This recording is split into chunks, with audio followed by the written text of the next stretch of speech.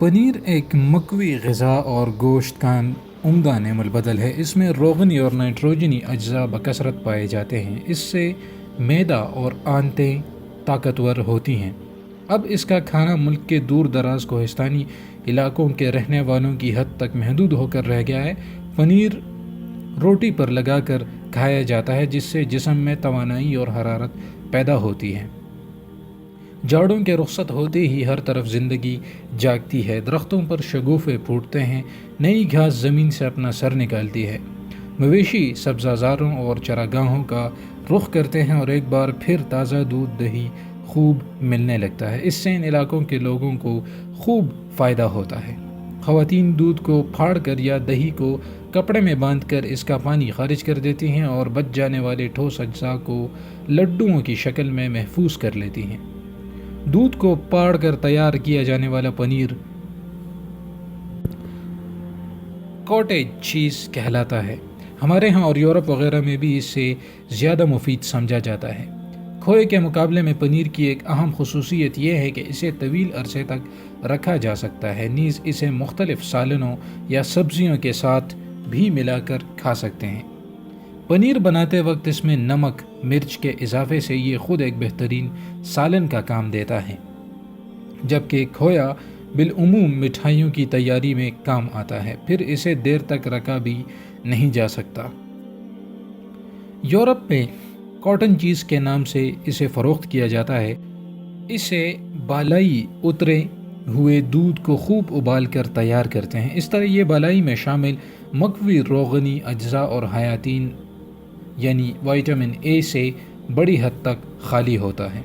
Europe में इसकी कई अक़साम तैयार की जाती हैं, जिनमें से कुछ हमारे यहाँ भी डब्बों में बंद कर आती हैं और बहुत महंगे दामों फ़रोख्त की जाती हैं।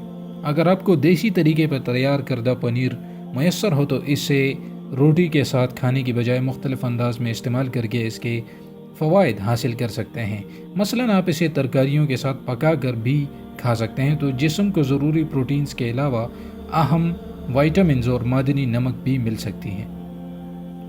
पनीर का शोरबा बनाने के लिए ये अज्जा दरकार होंगे: एक छोटी फूल गोभी, एक पाव ताज़ा और नरम गाजरें, दरमियाने साइज़ की प्याज, एक अदद और 4 प्याली उबले हुए गोश्त या दाल का पानी 250 ग्राम, थोड़ी सी सियाह मिर्च पिसी हुई और एक तेज़पात या दारचीनी का टुकड़ा, लहसुन को जोए 2 से 3 और पनीर 1 पाव।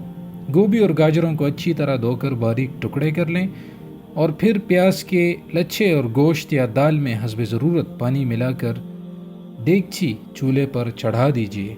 इसमें लहसुन, तेज़पात या दारचीनी, नमक और काली मिर्च मिलाकर हल्की आंच पर पकने दीजिए। जब सब्जियां खूब गल जाएं तो तेज़पात या दारचीनी के टुकड़े निकाल कर पनीर के साथ ब्लेंडर में खूब अच्छी तरह घोट लीजिए और दोबारा गर्म करके हरे धनिए की ताज़ा पत्तियां छड़क कर पेश कीजिए। पनीर से इसी तरह मुख्तलिफ़ किस्म की दीगर पकवान भी तैयार किए जा सकते हैं, जो नए जायके के अलावा सेहत और तवानाई मुयस्सर करते हैं। शहरों में रहने वाली ख़वातीन भी घर में पनीर तैयार कर सकती हैं। अक्सर घरों में पटने वाले दूध को फेंक दिया जाता है। सुगड़ ख़वातीन इसे दूध से भी पनीर तैयार करके अपने ख़ानदान के लिए मकवी ग़िज़ाएँ तैयार कर लेती हैं। हमारे यहाँ शहरों में अब तो खुश्क दूध बआसानी मिलता है।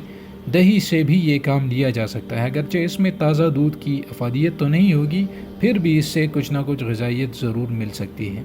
तो बग़ैर बालाई वाले दूध का पनीर चिकनाई से मबरा होने की वजह से ब्लड प्रेशर और कल्ब के मरीज़ों के लिए भी मुफीद साबित हो सकता है। इस पनीर से वज़न बढ़ने का इम्कान भी ख़त्म हो जाता है।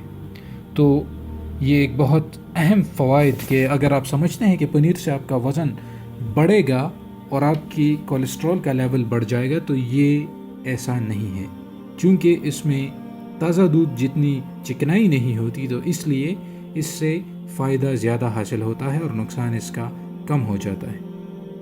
पनीर को लाजमी इस्तेमाल करें और नेचुरल चीज़ों को प्रेफर करें, बजाय इसके कि आप डब्बों का दूध जिसमें से टी वाइटनर जिसको कहते हैं वो या डब्बे वाली दही یا وہی ڈبے والی جو بالائی ملتی ہے، اگر آپ وہ یوز کرتے ہیں تو اس کی جگہ اگر آپ نیچرل چیزیں استعمال کریں تو آپ کو بہت زیادہ فائدہ ہوگا۔